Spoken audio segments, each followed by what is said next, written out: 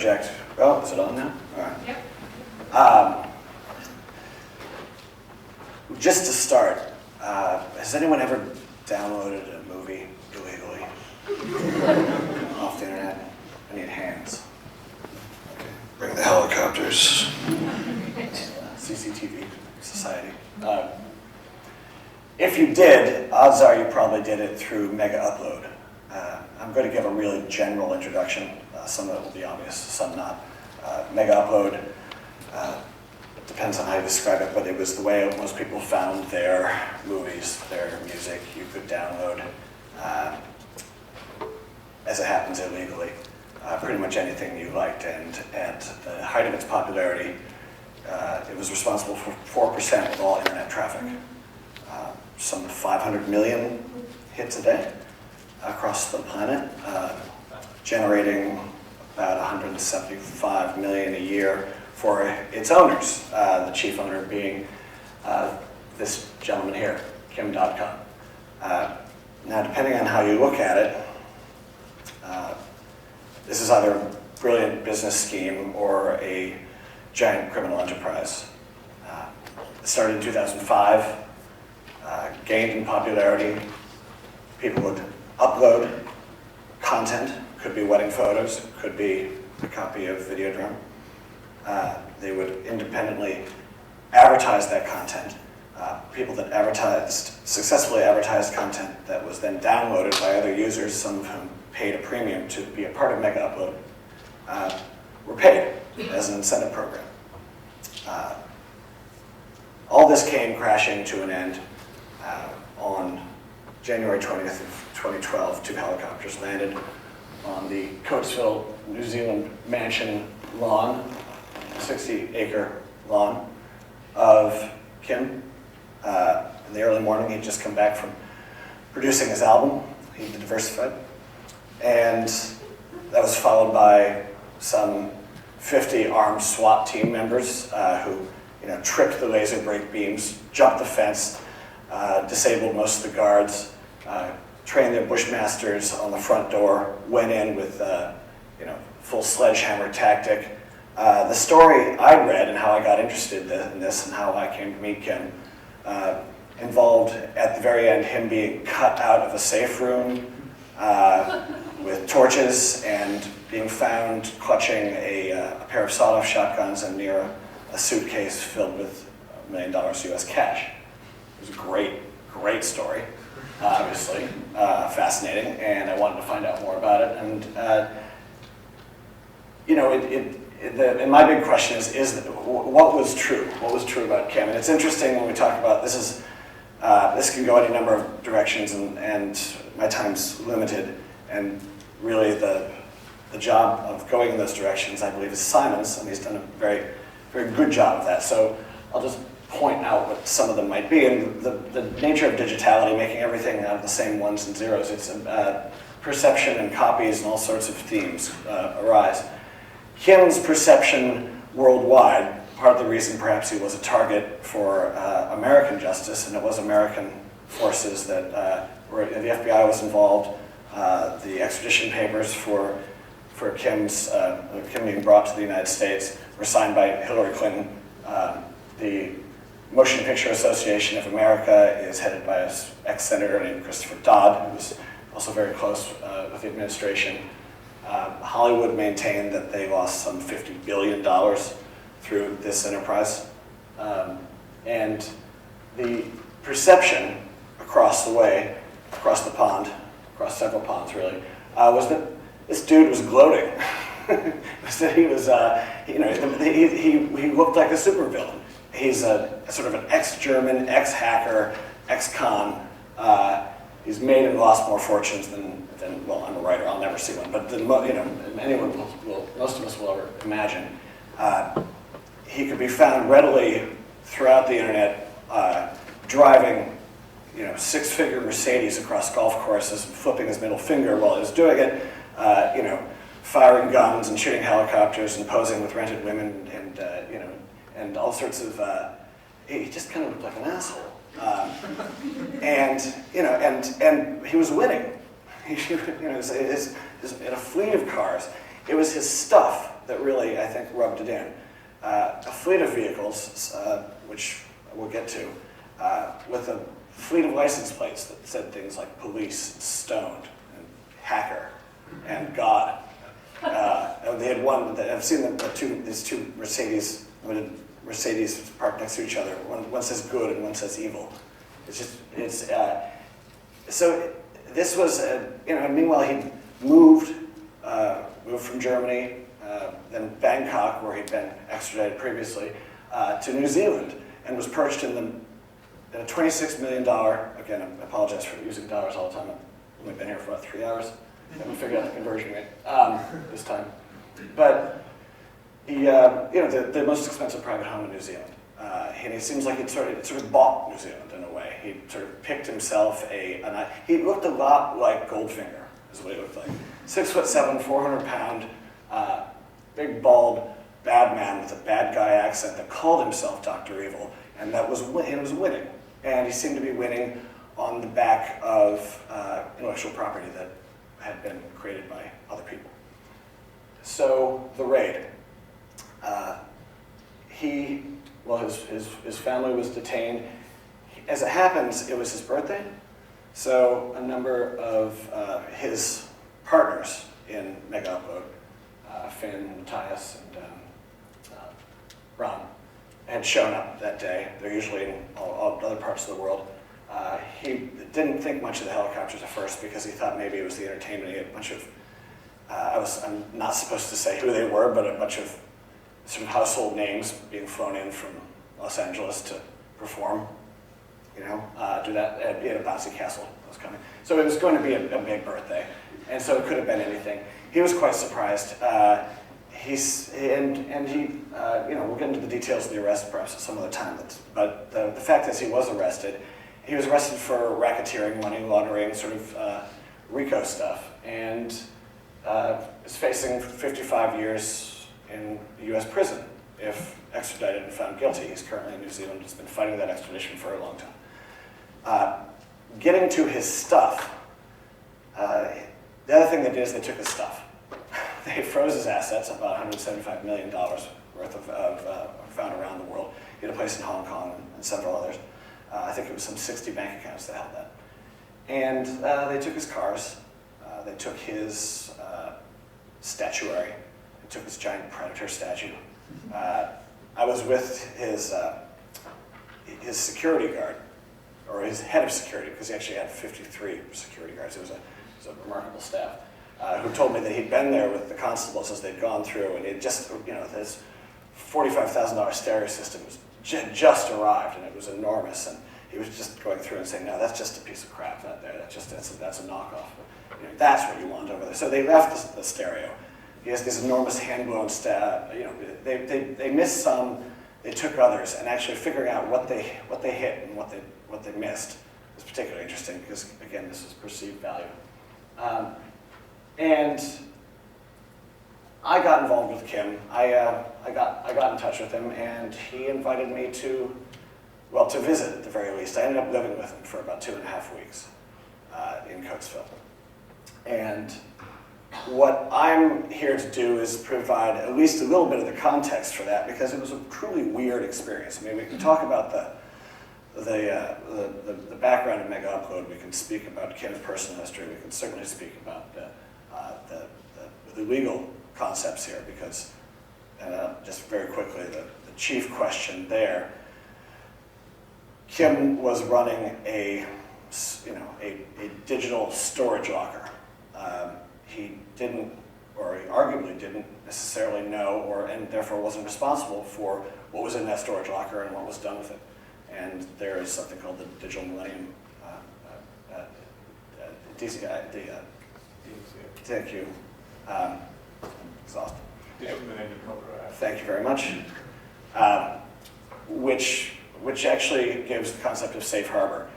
If you can demonstrate that you didn't know what was in there, and that when asked to take offending or content down, you did. You complied with those takedown orders.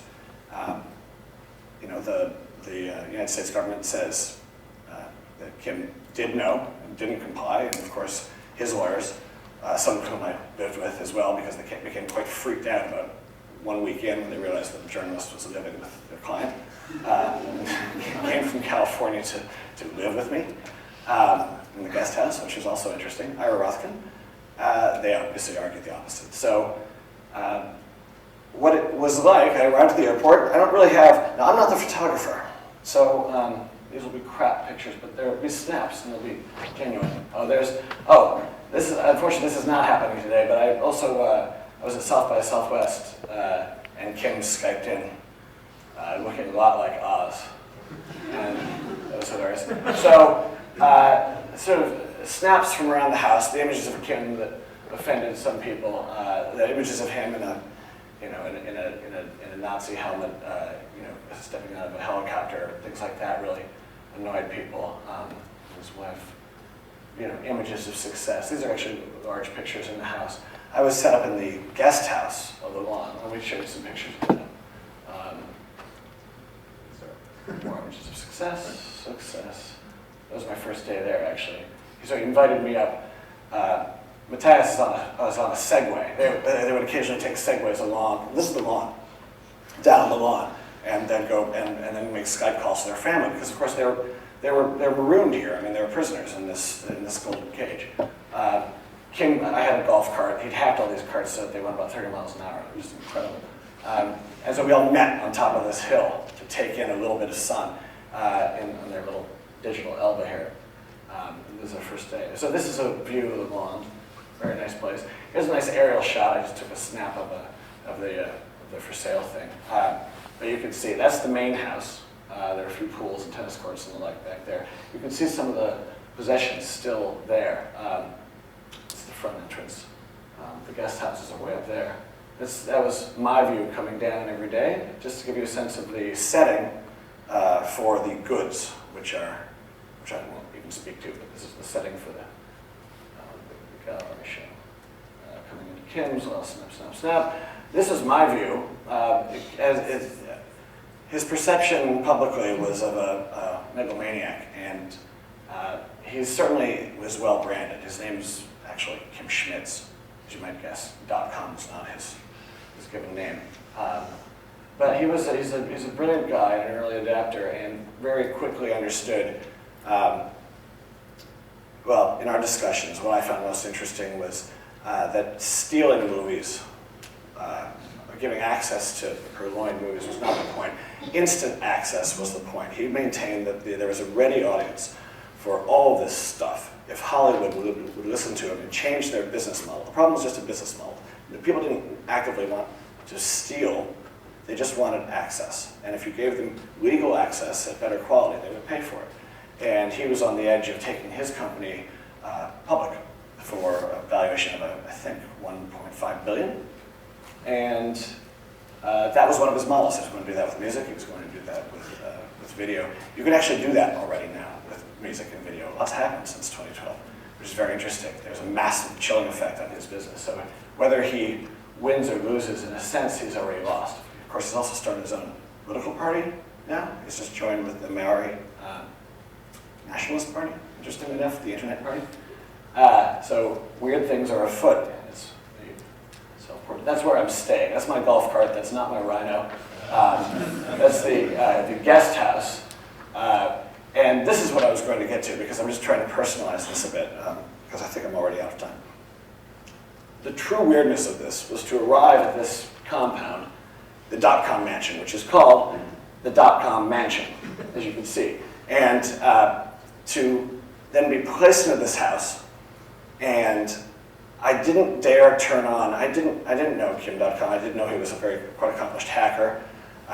He did seem like a Bond villain, and I did assume that since the FBI had been involved and wiretaps and all sorts of other surveillance had been involved, that there was really no. I should probably never turn on anything electronic the whole time I was there. So that was especially difficult for a number of reasons, including the boredom reason, frankly.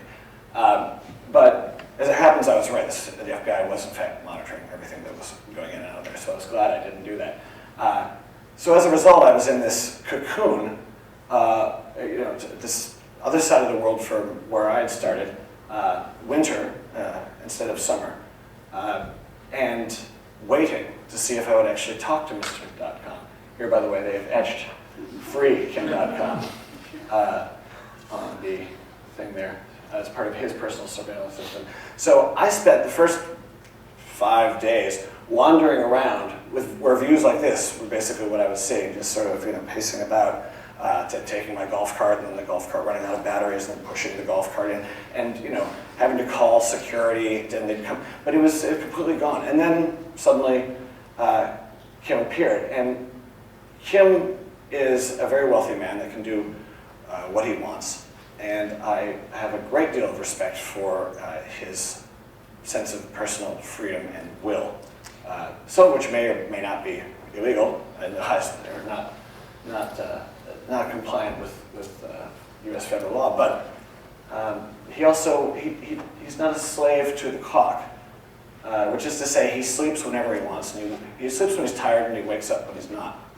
He has a $160,000 bed, $106,000 bed expressly for this purpose, custom made in a total blackout room, and when he wants to be awake and start his day, he sends a text message to his 53 members of staff and says food, and it is day. But that also means that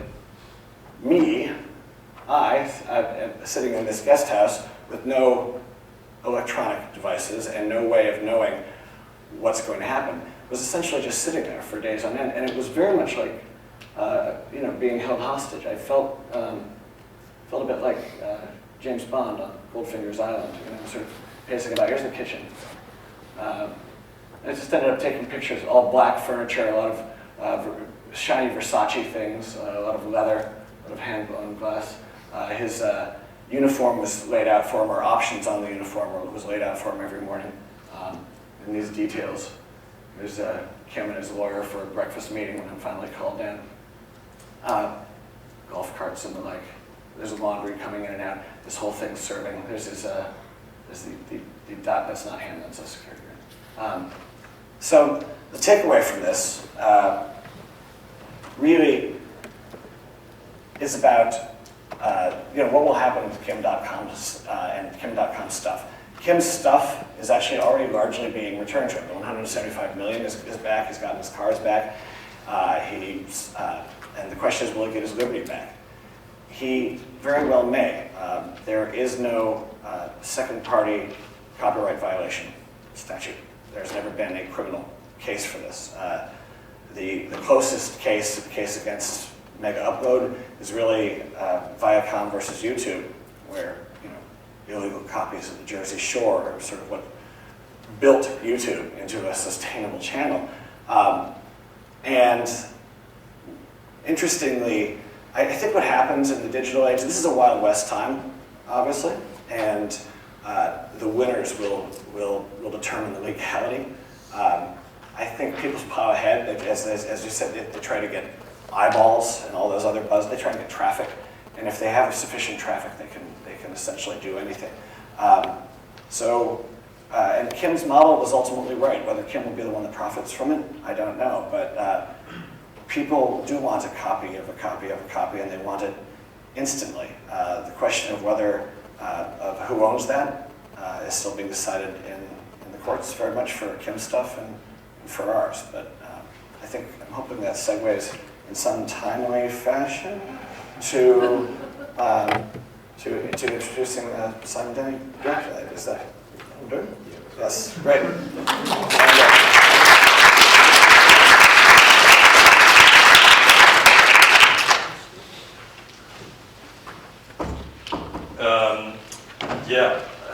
It's a real honor to have Charles speak to this topic.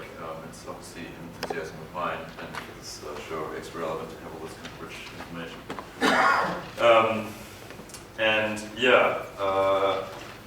I guess many people have seen the exhibition next door. I'm going to kind of talk through my process for making that, my reasons for making that.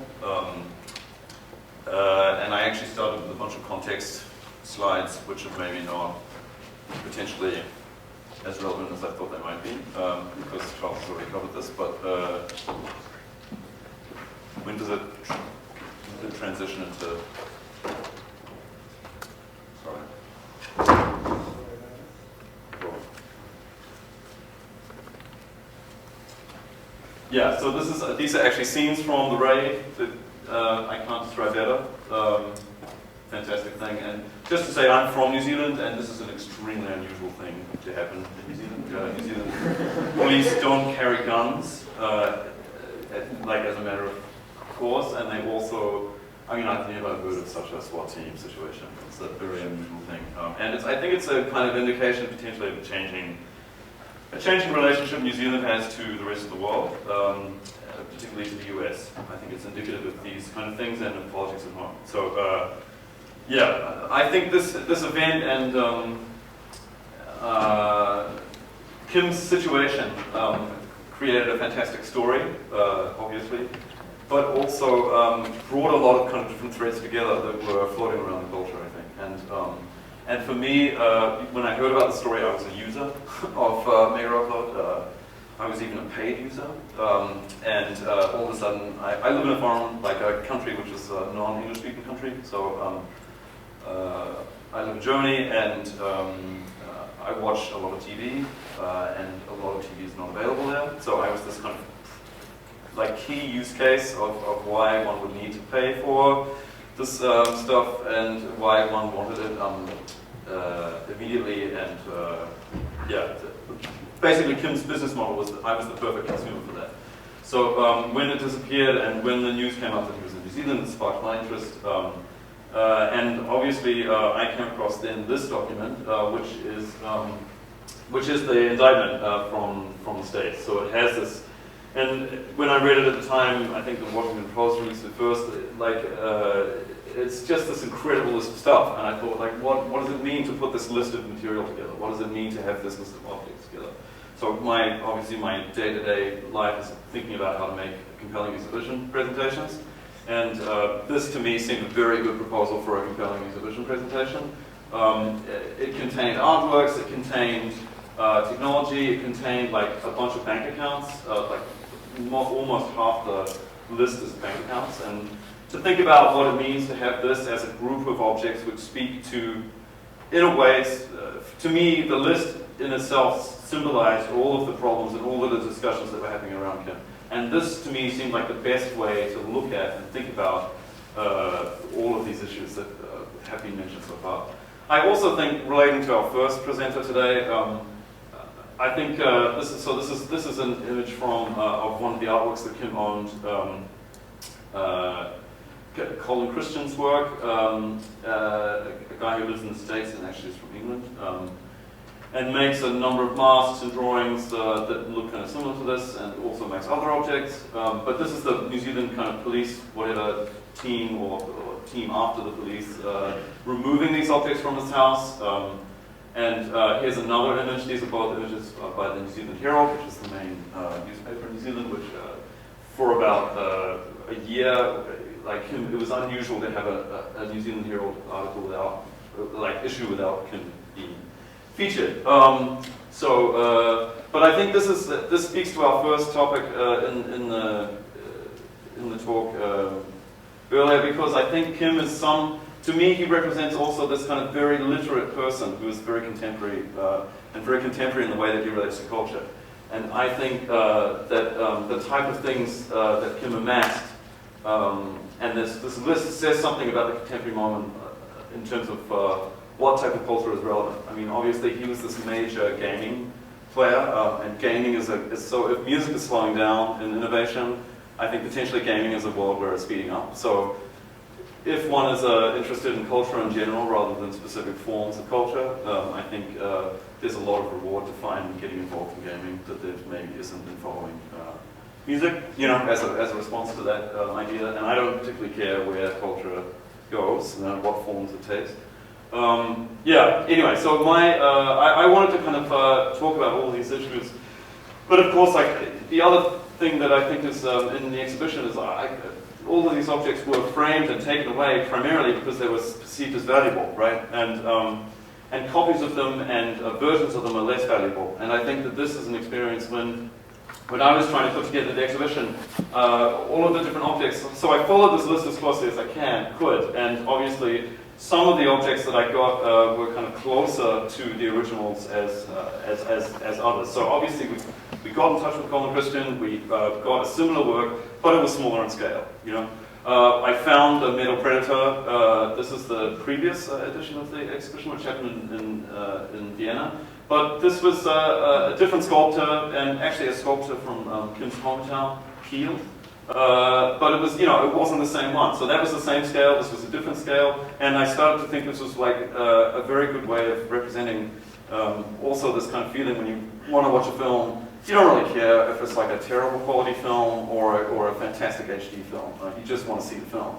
And I think that this sculptural presentation of these copies kind of, talk to things like scale and resolution, which are important building blocks in making an exhibition experience, but also, also when watching film on TV. So this other artwork, which you see in the middle here, is, is an example of how close we got. So this was another, Olaf Müller is another artist that Kim collected. Now these are also, I think it was more interesting in the previous venue. This is the Museum of Modern Art in Vienna, and the Museum of Modern Art, the curator that I was working with, a great team, one of my favorite venues for presenting exhibitions, and they've got an amazing collection. But it's very close to the canon, right? Like their collection is very close to traditional art making canons and whatever assessments of art. These type of artworks that Kim collected would not usually be shown in a venue like this. This is like absolutely not in that canon. And I think this idea that Kim's idea of what he was interested in art, I found really compelling. Alongside all these other objects in a kind of flat value system where a fantastic TV was as good as a fantastic statue rendition of the Predator. That was particularly relevant. Not as relevant in Essex, I feel like, and in First Sight it's a different kind of institution. Well, particularly because they don't have a collection. That's a major difference. I also made a group of plaques for each thing on the list, because how do you represent a bank account? This was something else I struggled with. So I opened a company in New Zealand which had a very close name to Kim's companies. Megavid.eu was the company that I opened, and I tried to open several bank accounts with that company name, and I succeeded in opening none, which I think is interesting as well. But I include a lot of the kind of paper trail of that in the presentations as well. This is an example of one of the plaques I made, which I followed the logic of the graphic work on the various websites of Kim. Money. And here we have the second presentation. So this is kind of a traveling exhibition, and this is the second stop, and the third stop will be in New Zealand, actually around election time. So and to show this group of work in New Zealand is a very different thing to show it. Even in England or in Austria, topical things come and go in relevance. And when I first showed it in Austria, it was a moment when the Snowden effect was kind of happening. And I think the day the show opened, we had this thing, is he in Austria? Is he flying from Russia to Austria? So the papers had an extreme response to it. I think topicality and the flows of information, these different speeds of culture that you talk about, also earlier on, were very relevant to my exhibition making experience. But here obviously we have cars. Again, these are very close, in fact the exact models on the list, and a different predator. A predator in a box. This is actually kind of, the other one was a sculpture of a predator. This is actual predator, like official predator thing from Hollywood. So it's like some kind of real merchandise as opposed to other kinds of merchandise. Anyway, so the fact that different objects will populate the show at different streams is also, to me, totally supporting the logic of the way that we think about this argument and we think about our relationship to, this conversation that Kim so cleverly mastered, let's say. Yeah, and that's, I think I'll leave it there. Thanks very much.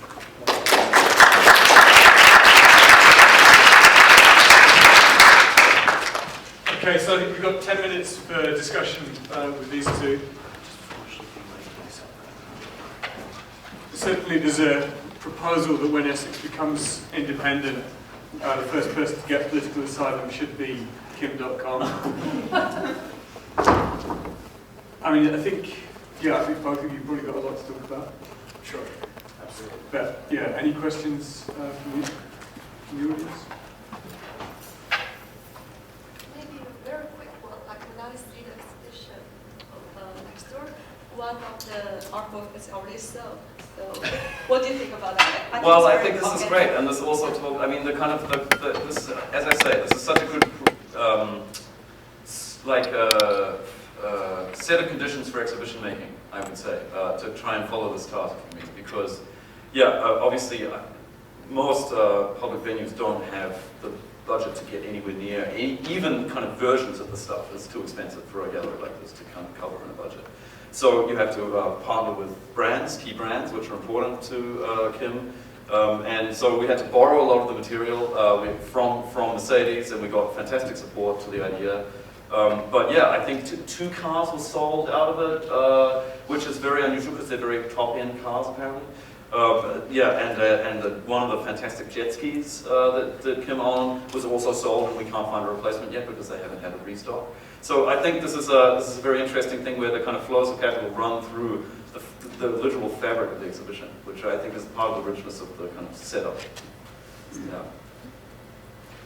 So, I mean, if we're talking about flows of capital, we're talking about flows of information, how to capture these things. Yeah. I mean, one of the things that Kim Dotcom has certainly done and draws upon is the hacker culture, and where if we see cultural forms that we know from specific genres like music and so on lagging behind in a certain way, or kind of having a different temporality in the present, what is the relationship between that kind of hacking sensibility and art or culture more broadly?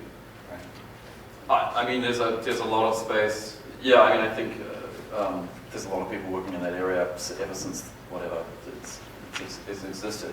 It's maybe not as visible as kind of museum art. I don't know, contemporary art that exists in art fairs, let's say. But there's a whole raft of cultural activity that exists in that area. And yeah, I just kind of I don't know. I'm excited by some of that. I'm not so interested in other parts of it. I see my position as an exhibition maker, and I want to make physical presentations in physical venues. That's kind of my talent. And sometimes that involves crossing over with these different worlds, but I'm more interested in kind of, in a way, documenting the culture that comes out of this world than kind of directly participating in that. I think it's particularly interesting right now with perhaps not so much the art world as the art market. The recent arrest and jailing of the Damien Hirst counterfeiter, which I was rooting for him big time personally, and that just strikes the heart of hacker culture. I think it's a matter of access. It's a matter of if you can fake it and it works, is it real? And if it's real, is it fake? And when the same object, depending on the provenance, is worth an entirely different sum by a factor of 4 zeros or 5 zeros, if the car, had it been Kim's car, fetched a higher price, perhaps for example, by virtue of his arrest, if some of his, I'd be interested to see if some of his counterfeit goods somehow become more valuable than the real thing, and because they are now the real thing, but a different real thing. There's, these are hard sentences to end because these are the open questions I think that good art will force you to. There's a question there. This is kind of a stupid question maybe, but in terms of how these work as artist objects or commodities in relation to the art market, how are you able to, how can you sell works if they're borrowed? Is this Yes. Can you put these in a fair? How would that work when they're sold? How does this exhibition relate to that process? Yeah, I mean, I can be very frank about that. The kind of exhibition concept was acquired by the first museum that showed it. And so this show, or the framework for making this show, is owned now by the Museum of Modern Art in Vienna. So and this is kind of, in a way, like, it sounds kind of crazy, but it's actually like a conventional type of sale that happens within art, and has been happening within art like since at least the 70s or maybe even the 60s. It's kind of that's a classic thing that when you buy conceptual art, you kind of don't have anything or whatever. There's been lots and lots of examples of that for decades. So yes, absolutely, very, very easy to commodify in a certain way, to the right way. How much is the stack of money? It's the possibility to be able to put that stack of money together again, which is anyway a difficult problem. Did you actually,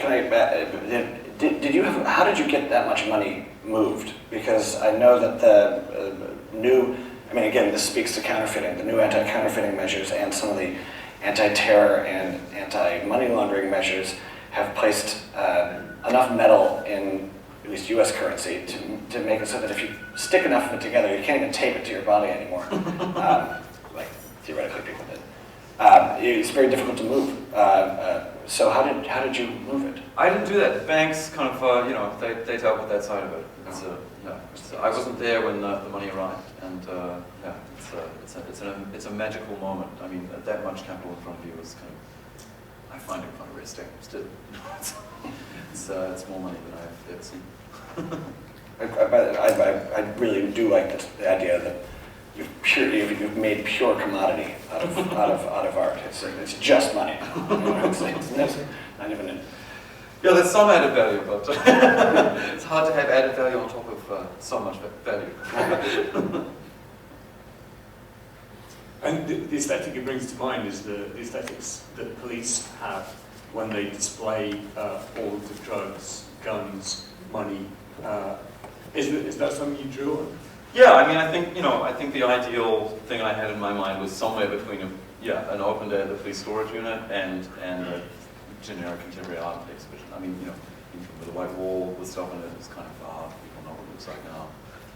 But yeah, it has this kind of storage facility aspect to it as well. And one of the things that I played with in both the times that it's been exhibited so far is the relationship between the labels and the objects.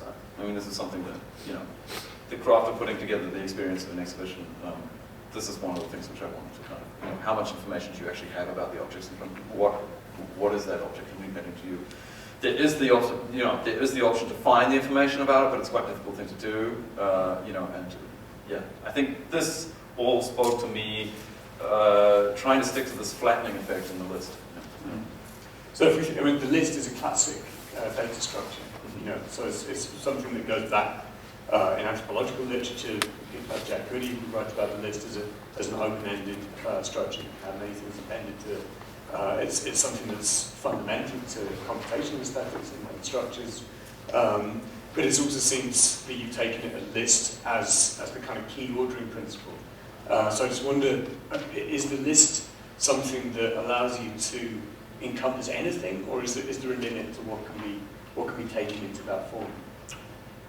Yeah, I think I can only answer that in specific. For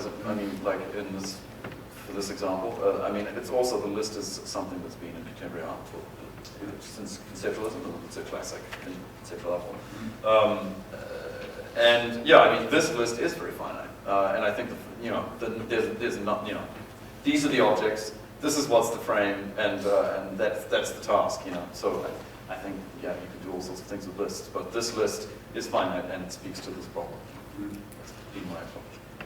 Okay, I think for time we'll have to close, but I think there'll be time in the break also to talk to these two. But no, I think we've got to go to James Bryden, but thanks very much to Simon and John.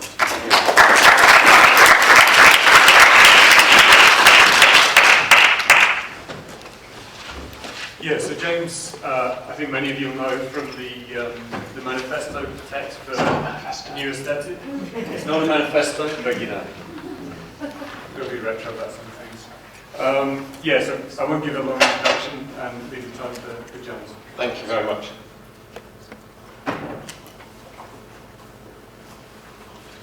Thank you very, very much for having me. Thank you to all the speakers who've gone before. It's been fascinating. Look forward to more.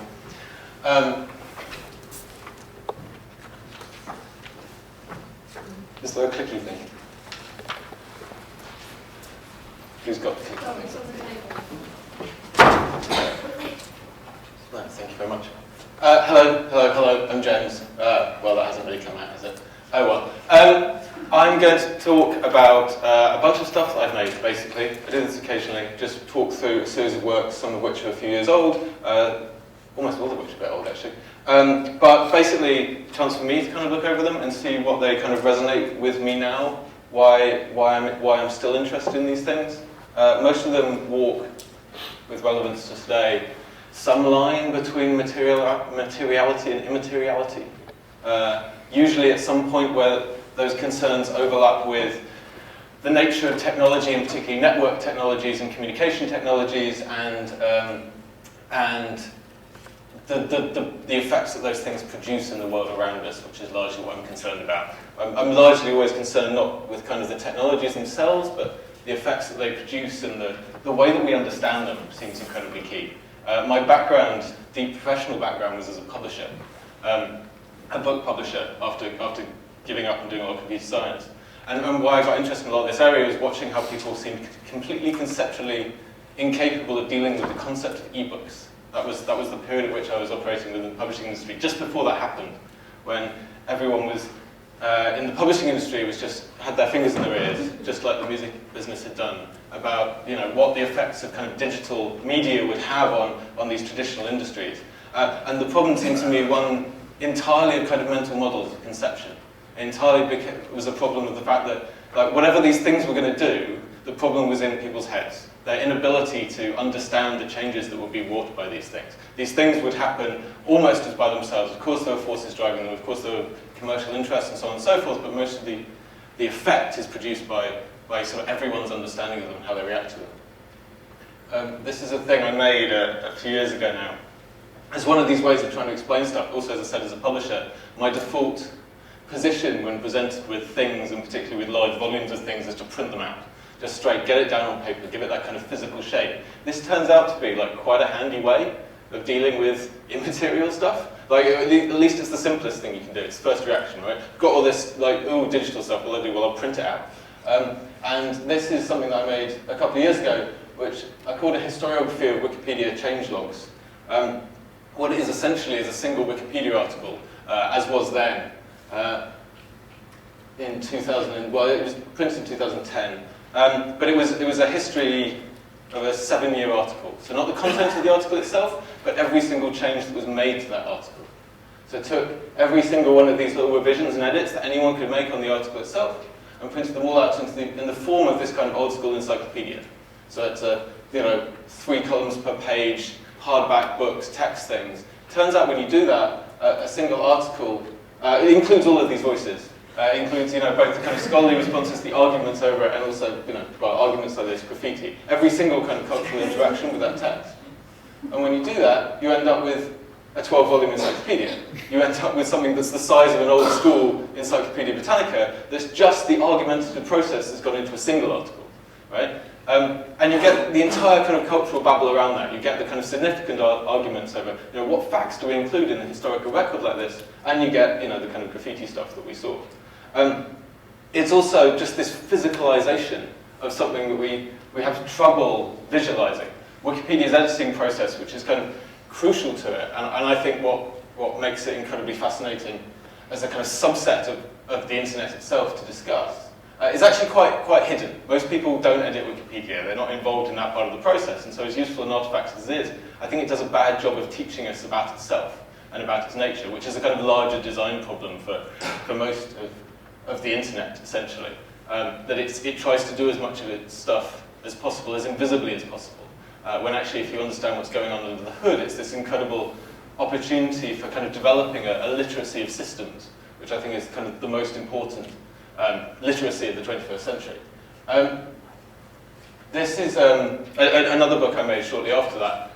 If anyone remembers a couple of years ago, there was this kind of mini scandal when it was revealed that the iPhone was recording everyone's locations at all times. Not because they used some app that did this, but literally there was a text file on every phone that recorded every single lat-long position it looked up. And it was just sitting there on your phone in kind of plain text. This isn't that we know about the case anymore, but for a while it was possible to go into your phone and extract this file and get every single one of these locations.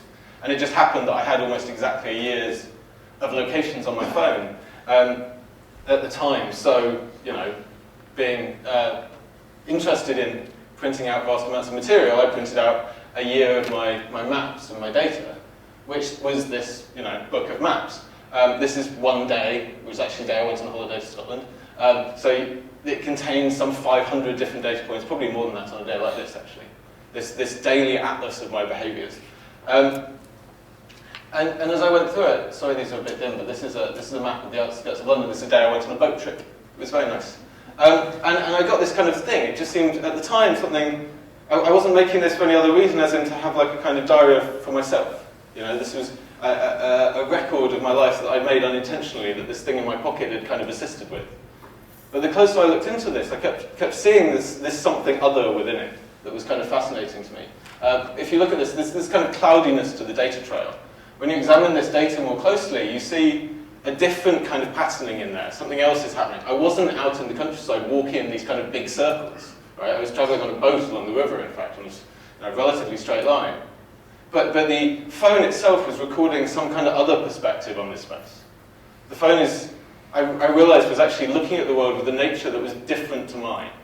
Essentially, there's some other... You stumble very quickly when you start to use terms like intelligence and agency around these things, because they are non-human, they are non-anthropocentric. But yet there is a way of seeing the world that is particular technology that increasingly shares the world with us. This is not a mapping made by humans, it is mapping made by a machine that sees the world in the electromagnetic spectrum, that sees it through Wi-Fi signals, sees it through the location of cell phone towers, that sees it through numbers left in databases by other people checking in on social services. It's seeing another world that's right here alongside us and around us and shared with us at all times, but to which we have a very different level of access. And this isn't just done physically either. This is the bit that gets me really fascinated, is this is happening within the cultural sphere as well. To go back to the Wikipedia books briefly, this is a list of the top 30 editors on the English Wikipedia. The ones marked in yellow are bots, right? They're pieces of software. Most of them do things that are incredibly simple, such as locking #1 SmackBot is a piece of software that locks down articles when it decides that people are arguing over them too furiously. It mandates a cooling off period between Wikipedia editors. Other ones are going through and changing bits of punctuation, correcting spelling, adding dates and correct formatting, and so on and so forth.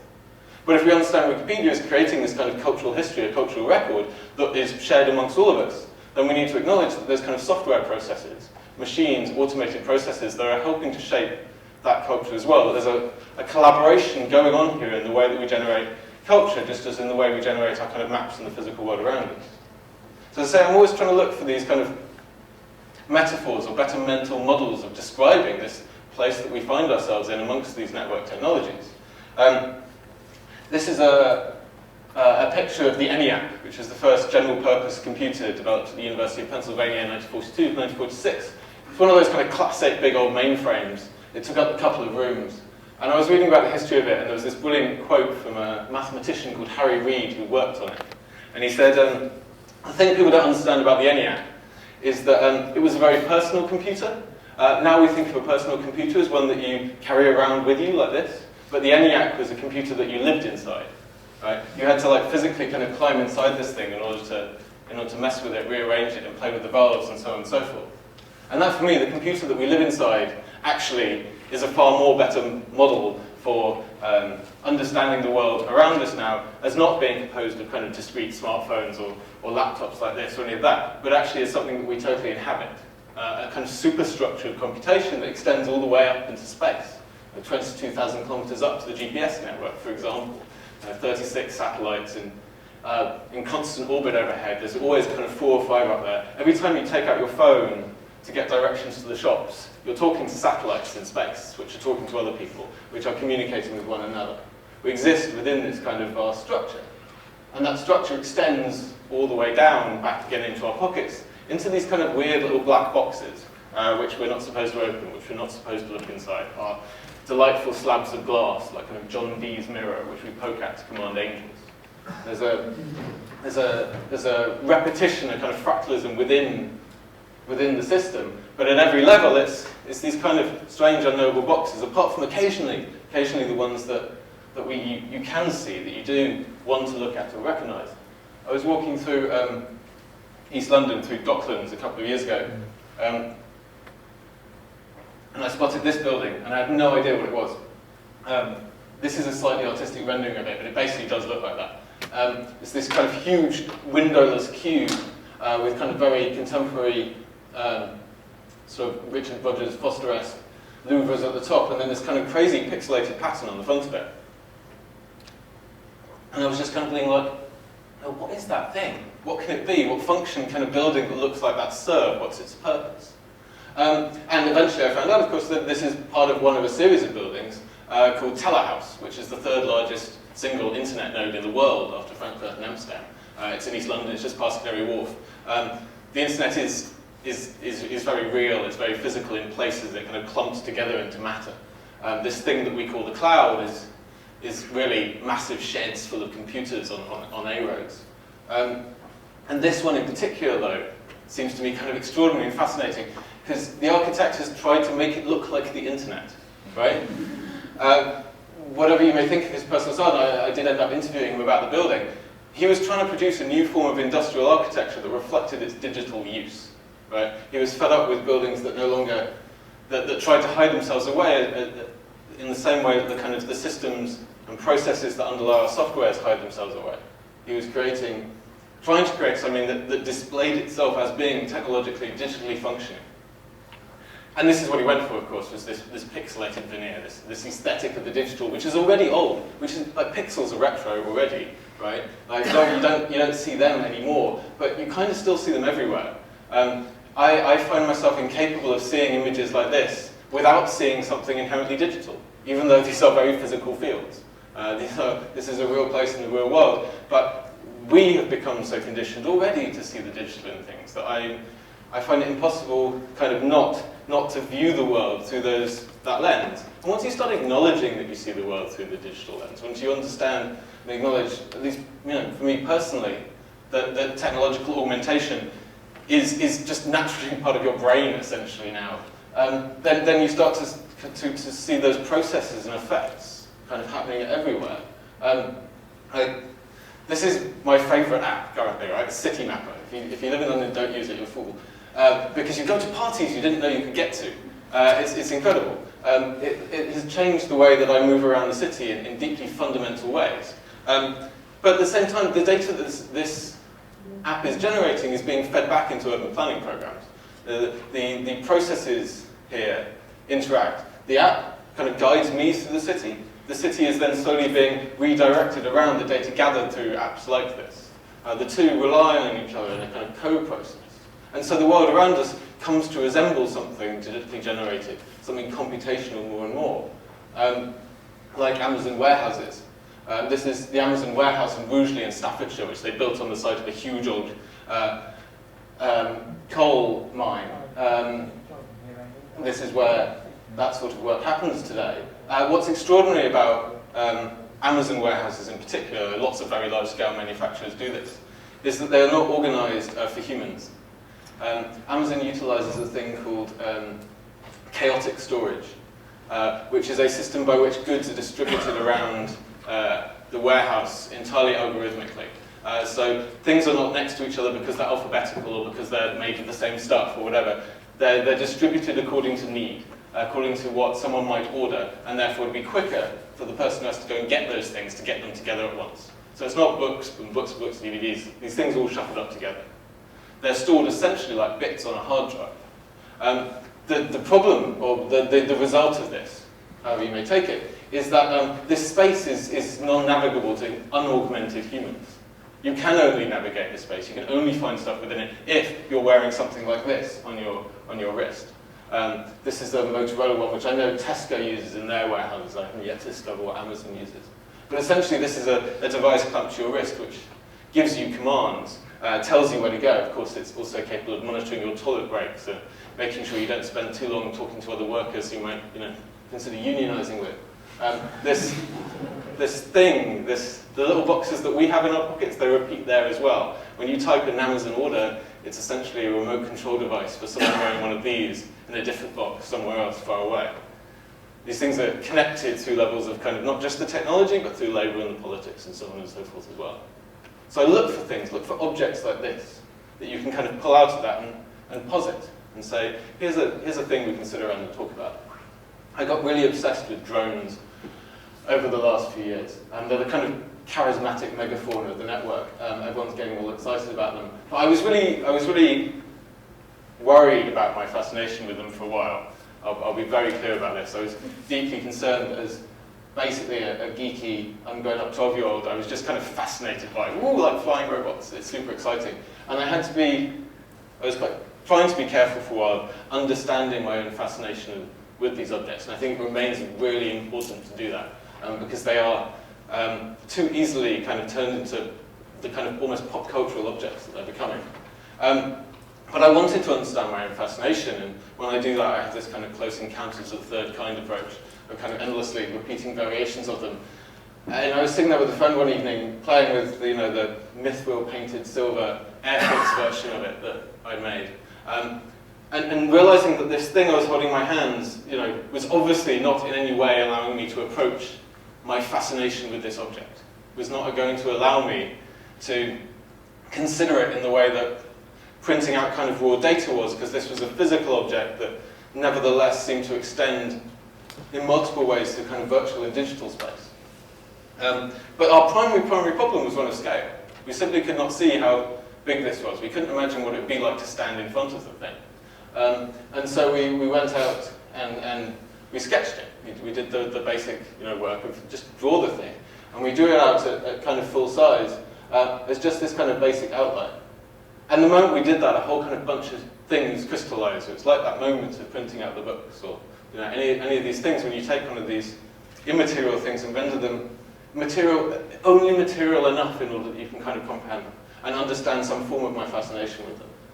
Which was in this case that this is an invisible physical object. This is an immaterial object, and it's immaterial in kind of multiple ways. It's invisible, it's designed to be invisible because it has a history of kind of military secrecy associated with it. But also that it's designed to be invisible to those on the ground. It can fly to a height that is basically invisible to the naked eye from the ground, and therefore is invisible to those it attacks. It's also morally invisible to those who send them. It can crash without producing body bags. It can be sent into areas apparently crossing your national jurisdictions and generating new forms of warfare. But it is also essentially just the pointy end of a very, very large and complex communications network. What drives these weapons essentially is intelligence infrastructures. It's a kind of command and control post that may be thousands and thousands of miles away. It's essentially a kind of telepresent weapon. It's the same effect as when you call up the bank and you speak to someone in another country. The same form of telepresence is what is driving these kind of warfare. Soldiers or airmen, as they're called, who sit in air-conditioned trailers in the Nevada desert, controlling these weapons far, far away. And so it's a way of understanding some of those processes of the network, and also a way of kind of exhuming them, exploring them in different contexts. So I've since been lucky enough to kind of do them in various places, and doing it in various places also produces its own kind of interest. This one was in Washington, D.C. That's actually the public entrance to the White House, just out of shot there, which you're not allowed to take photos of. But what was particularly Buenos Aires, this was exciting and all that to do that there. We did it under the watchful gaze of Secret Service agents, and they didn't seem to mind at all because America wants your insides kind of great. But in other places, different things happen. It was actually I got into most trouble in Australia trying to do one in Melbourne, sorry, not Melbourne. Melbourne was lovely. Brisbane. Where we were prevented from doing so by the local arts council, who seem to be forgotten what their job is. who decided that they didn't want a picture of a plane, that this would be in some way upsetting to the local population or possibly to their government close to election time, that just the barest outline of one of these things would be problematic. And doing it in that context, and the things that I learned by doing it about Australian immigration policy, the use of drones in the context of the Southern Ocean, and a bunch of other things I won't go into now, reminded me that when you draw immaterial objects like this, when you draw out things like this, what you're drawing is not just an outline of a plane, it's a diagram of a political system. You're creating an outline of the forces that drive these things, the forces that produce these things, make them necessary in the world, and in turn make things necessary as a result. There's a politics that goes into producing technologies like this, and there's a politics that's produced by them. And both of those are deliberate to different degrees. They may come in and out at different tangents. They're undoubtedly connected, but they're not always foreseeable or planned. This, so you can't really see this. What this is desert, basically, with a green line down. And I'll tell you what it is. This is an image that I made based on a story in a brilliant artist film called 50,000 Feet is the Best by Omar Fast, which contains a series of interviews, or an interview with a drone pilot, an actual one. And at one point he talks about this thing called the light of God. And it's this brilliant thing where he talks about how the light of God is the laser targeting, the laser targeter, rather, on a drone. So when out in the desert, the drone captures, someone placing an IED or an insurgent encampment, and they want to guide in a marine troop. They can shine a laser down from the drone, and it's totally invisible to anyone on the ground, apart from the Marines themselves, who have very, very expensive sort of night vision light enhancement glasses. Right? And the Marines call it the light of God because it's this beam that just comes right down from heaven. And only by wearing a whole other technology to literally augmenting their view can they bring it in. It's a kind of privileged, politically and financially, form of light. It's within a spectrum of visibility. It's there, but we can't see it because we lack the technological and the political privilege to see it. And again, when you start seeing things like that around in the world, you start to see them everywhere. I'm not kidding about this. Was anyone there at the opening of the Shard? Right, so you'll know. I was there as well. I was actually carrying a huge sign saying, "All hail Sauron," but that's another story. You were there, right? It didn't look like this, right? A couple of thousand people turned out to see this grand opening of the Shard that we were bizarrely promised, the Light and Sound Festival, and nothing happened. Nothing at all. And yet the next day, the newspapers were all full. I swear to God, everyone was carrying pictures like this, right? Because it turns out that when you take photos of whatever was going on with a high professional grade camera on a long exposure, revealed are these kind of laser beams, again, which were totally invisible to the human eye. Total spectacle. But total spectacle, not even for human eyes, but for the eyes of the machines. Power speaking kind of directly to power through the electromagnetic spectrum, through this technology of sight and vision that was just utterly, utterly non-human. The thing is, though, you can get really deep and dark in this, and I do want to kind of pull it slightly back from that, because it doesn't have to be that one-sided. There's Power was always better at using some of the tools, but the technology's only effect isn't to hide. It's not what it wants to do. Technology neither good nor neither bad, nor neutral, as we all know. It has these effects. One of them is to hide. It's to render seamless. It kind of wants to disappear into the black boxes. It also wants to make visible, and I think this is the counteraction of network technologies, to generalize massively, is that they render things visible in extraordinary new ways. This is a project called Dronestagram, where I take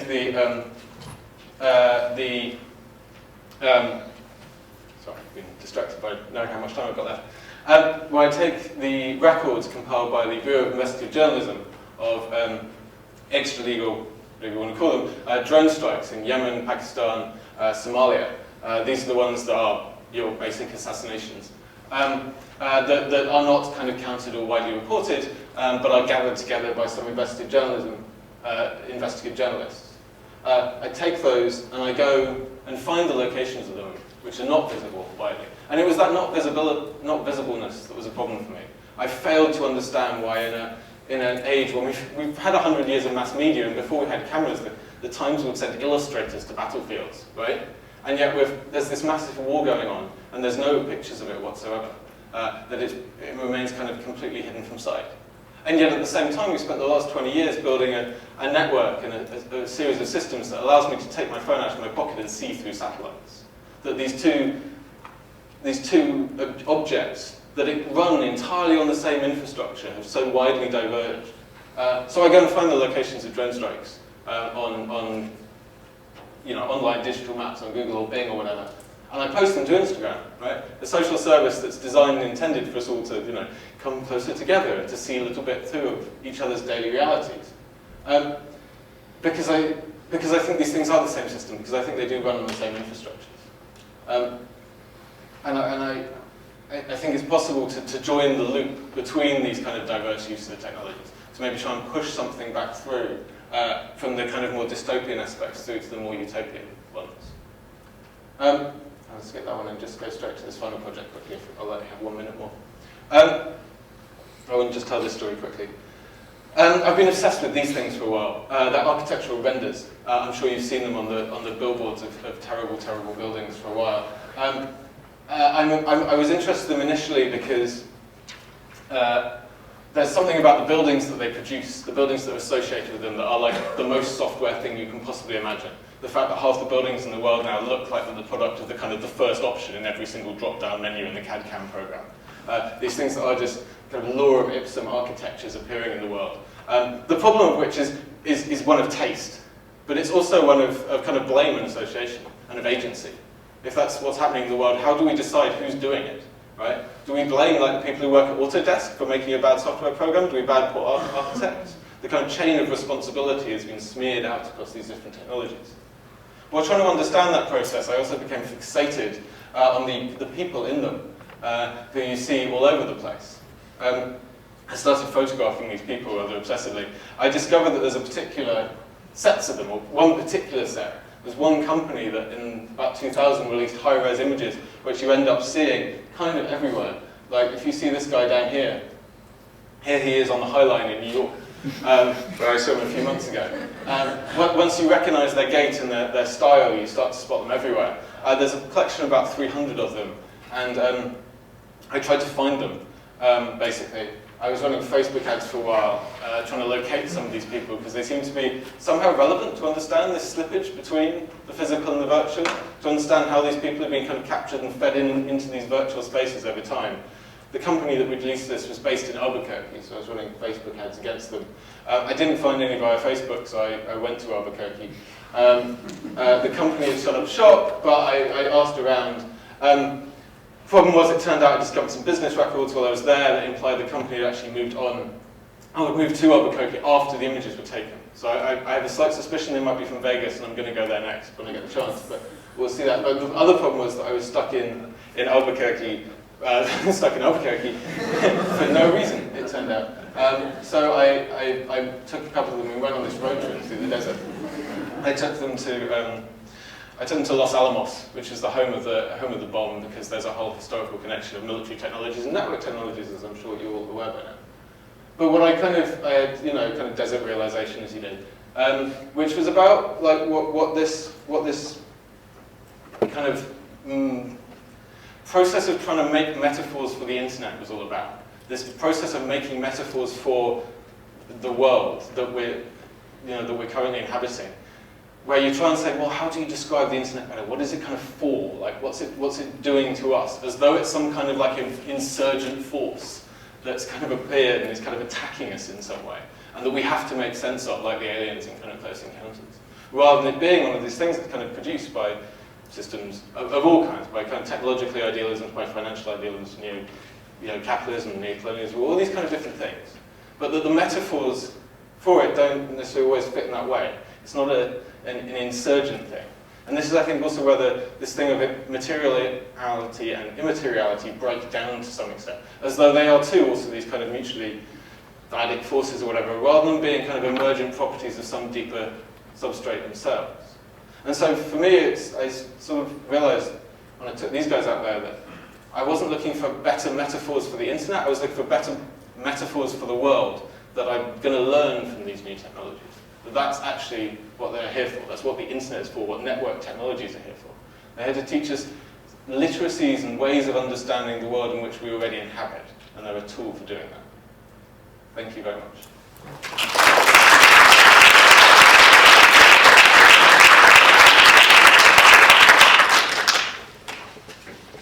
Okay, so I guess there's a lot of material to discuss from there.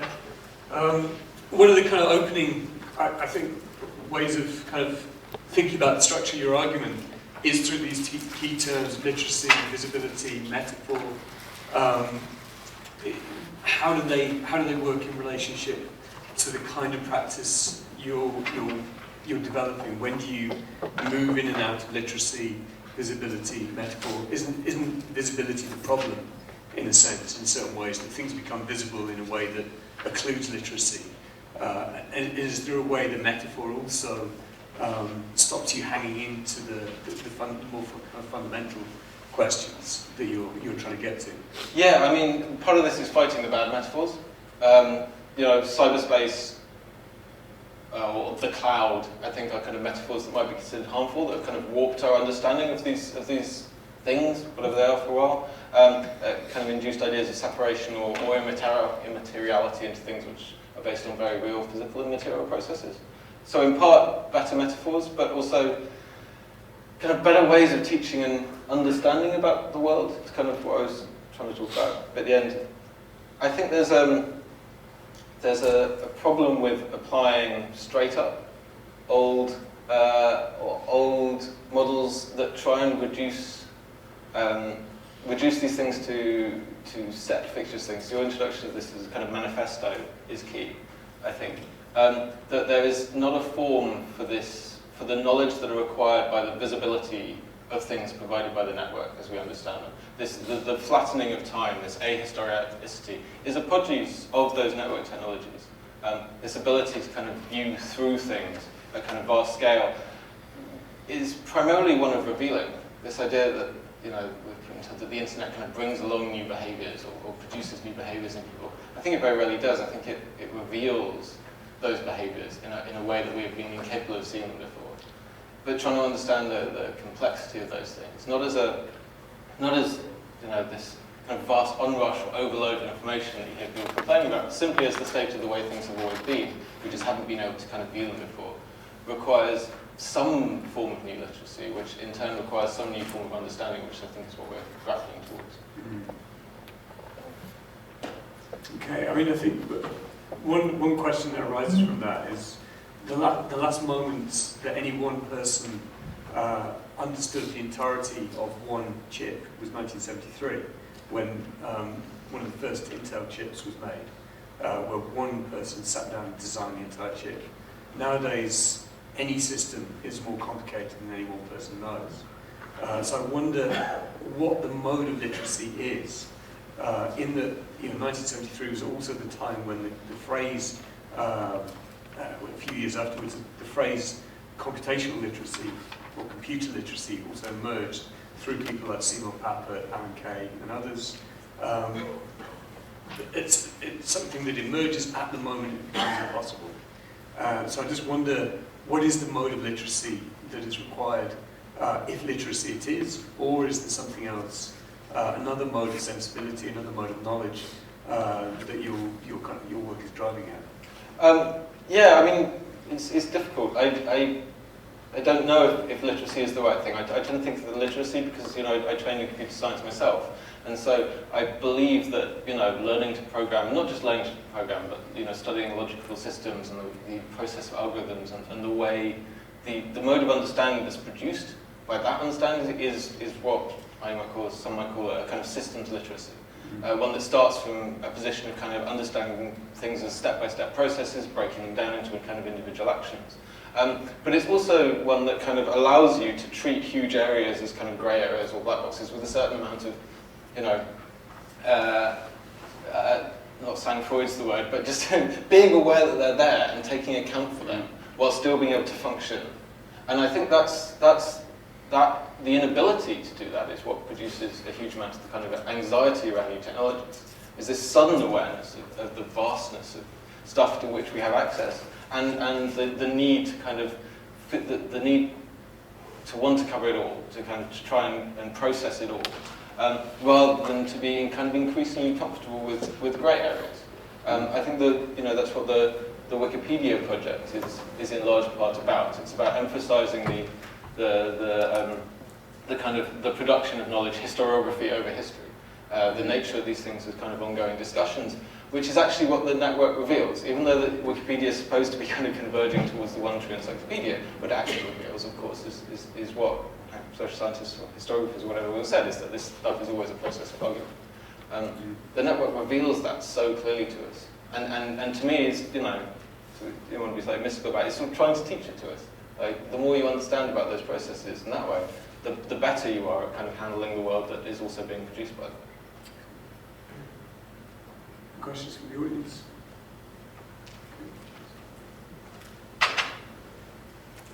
Hi, you touched on it a bit in your talk momentarily when you mentioned how when you see photographs of landscapes, you think of pixels.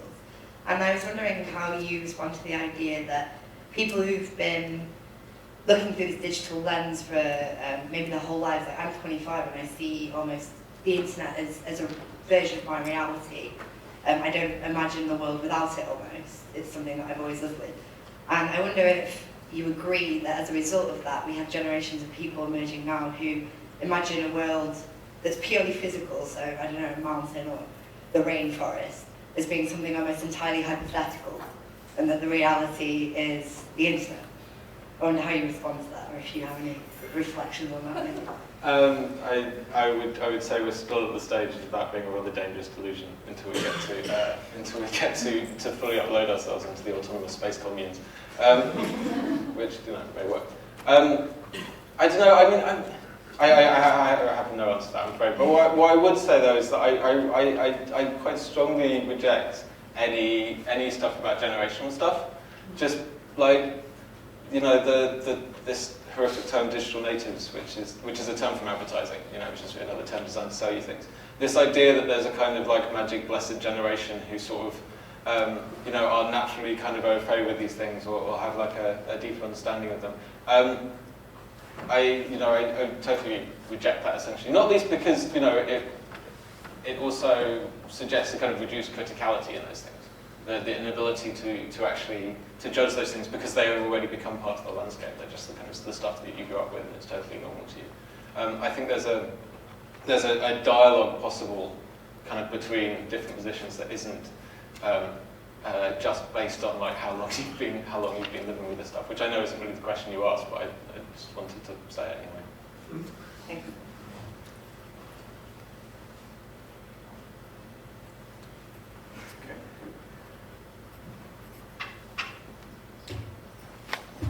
I suppose I wanted to ask you a question about the difference or the stage that we're at in terms of digital design, in terms of skeuomorphism moving into flat design, because it feels quite pertinent to kind of what you're talking about in your work, but then also how that kind of relates to how our body schema relates to technology in terms of the idea of a tool body.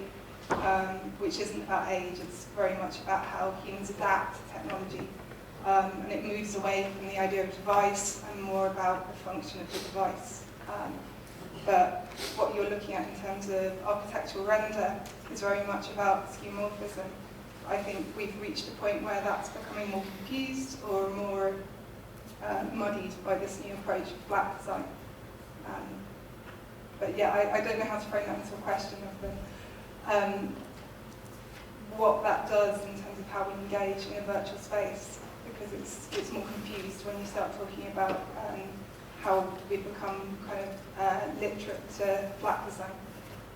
I'm not entirely conversant with the different things we're referencing, obviously, but if it's about the fact that I'm not entirely sure what flat design is, I'll be really honest with you, but or whether the renderings are kind of skeuomorphic either, which is a term I'm slightly more familiar with. But the thing about the body adapting to these things, which I think I raise quite a lot as well, I think is incredibly important, because it's one of those things that kind of starts to break down this materiality materiality divide. It's one of the things that kind of points out the things that do not happen in kind of other virtual magic space, that they're entirely happening and being kind of enacted within us. I think just to explain flat design a bit, it's more skeuomorphism being a mimic of everyday life. So it's the camera flash, typically, that kind of design. Flat design is the designing out of anything that mimics everyday life. So we're now okay with that. We're okay with becoming integrated within a system that doesn't mimic life, that doesn't mimic the real. And that puts the body, or the real body, in a very funny space in how you identify or engage with that. It becomes... Yeah, I mean, I think that's definitely, yeah, we can agree that that is a thing that's happening. It was the thing that I was always fascinated in, kind of, you know, again, I'll just go down to this really tiny example of kind of book design and ebooks, being watching the kind of early designs for electronic books, being these things that kind of incredibly, and they still do, the iPad still has, like, you know, extra pages on the side of the screen and page flips and all that kind of awful, the stuff that designers hate, but it turns out kind of people like. You know, that is a thing that helps guide us, apparently, towards this, you know, a new form of view onto these things, a different way of looking at them, which perhaps kind of flat design. I don't know where that goes, but what I would say is I kind of take issue with the use of the term kind of natural or normal when you refer to the first set of designs. Like, each of these has been a different stage. The page book was an evolution of the codex, the evolution of the scroll kind of thing. We developed different forms of design that I don't think are necessarily that far from the body. I'm not sure, or if we were to move into kind of voice control design from if the button thing is just a stage, is that kind of less natural if we're both talking to this stuff again? I get nervous around the word natural. Well, I suppose it's all about indicators, isn't it? So it's all about how literate we've become. We've got to a new point in our literacy with objects that we don't need to be told to button. And that's a natural thing, so kind of see a button, you know you have to press it. That's what I mean by natural. It's a natural, instinctual reaction. But there's nothing natural about that. It's been trained. I mean, sorry? We've been trained to do that, essentially. Yeah. So we could be trained in other ways as well. So there's some intentionality that's deciding that we should be kind of trained for those things, essentially. Yeah.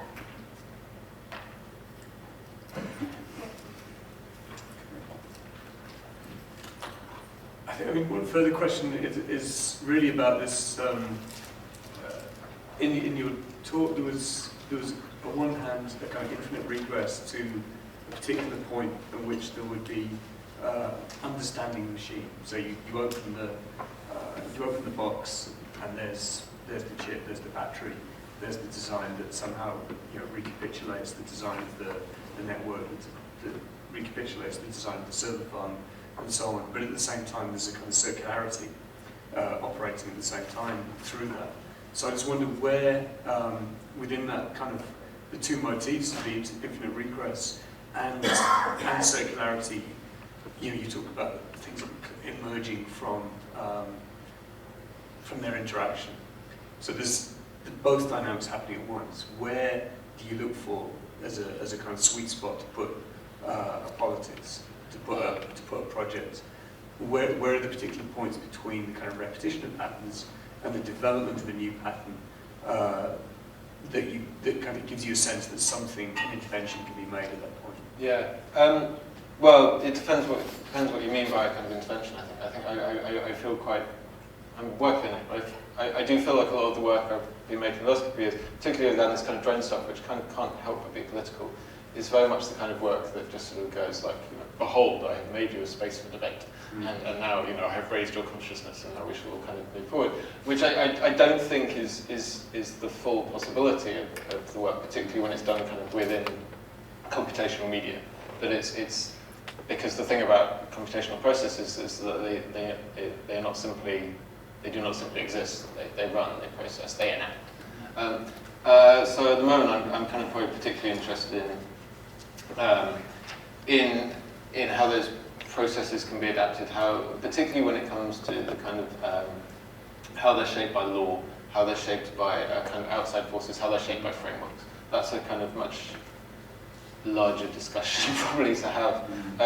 But I think that thing you're saying about the circularity of it, as the kind of this point of intervention, that is again, I feel for me still totally one of these grey areas, which we kind of have to worry at a bit longer, that it's not going to fit neatly into a thing of this produces this, some kind of causality.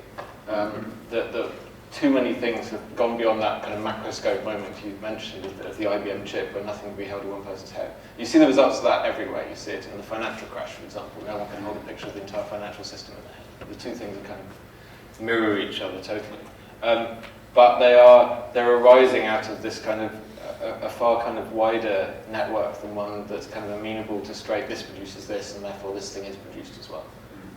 And working out where we assign things like agency and things like blame within those networks is the job, and the work that I would like to do more than any is work that produces that but also kind of reveals it at the same time. That's the next step. Systems that show themselves within other systems and also reveal the systems they are within. Okay, I think if there's no further questions, we'll go for a break. Time to grab some coffee before the screening 10 to 5 of Alexandra Domanovich's, clip from Alexandra Domanovich's film about From You to Me. Thanks, Travis.